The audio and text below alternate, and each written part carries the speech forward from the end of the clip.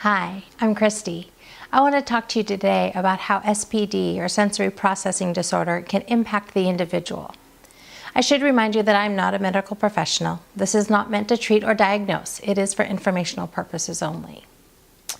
Now that we have an understanding of what SPD can look like, the next logical question is, so how does it impact an individual? And I find that's a really good question to ask. In many cases, it can have a pretty significant impact.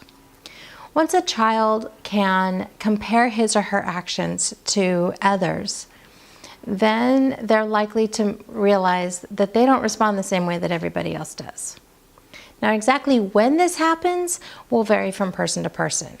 It'll be determined by several factors, like their mental capacity, their awareness of other people's behaviors, and then again, their ability to be able to compare their behaviors to somebody else's. But I find that it is likely to happen at some point in time. SPDstar.com has this quote: "Children with sensory processing disorder often have problems with skills and other abilities that are needed for school success and childhood accomplishments.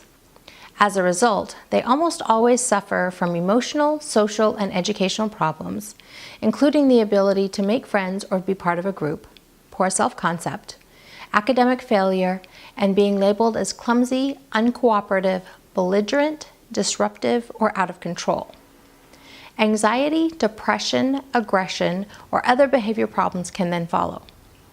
Parents may be blamed for their child's behavior by people who are unaware of the child's hidden handicap because the child or the children look normal or typical but don't behave typically." End quote. While personally I think that that's overstating things a bit, because I'm not sure that I would say that these individuals almost always have issues like this.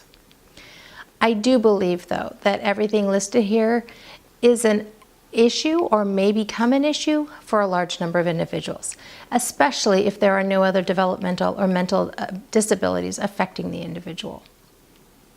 On my blog at www.havenofhopeforme.com, I have a blog version of this post that discusses an article of what SPD feels like from those who actually have it.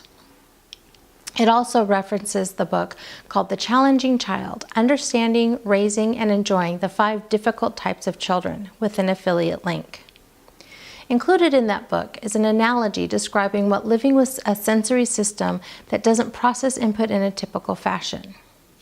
Author Stanley Greenspan describes it this way: "Imagine driving a car that isn't working well. When you step on the gas, the car sometimes lurches forward and sometimes doesn't respond. When you blow the horn, it sounds blaring. When the brakes sometimes slow the car, but not always. The blinkers work occasionally, the steering is erratic, and the speedometer is inaccurate. You're engaged in a constant struggle to keep the car on the road, and it's difficult to concentrate on anything else." End quote. When described this way, it's so much easier for me to understand how overwhelming life is when you have sensory issues. And it helps me understand that if no assistance is given to help people learn how to process things more appropriately and realize that it's not something they're doing on purpose, then it's easy for me to see how people can develop anxiety, depression, and the other issues that I mentioned before. The encouragement to me is this: with intervention, many of these issues can be overcome. Coping skills can be learned. Anxiety, depression, and low self-esteem can be lessened, if not reversed. Confidence builds, and your loved one can learn to navigate life in a more balanced way.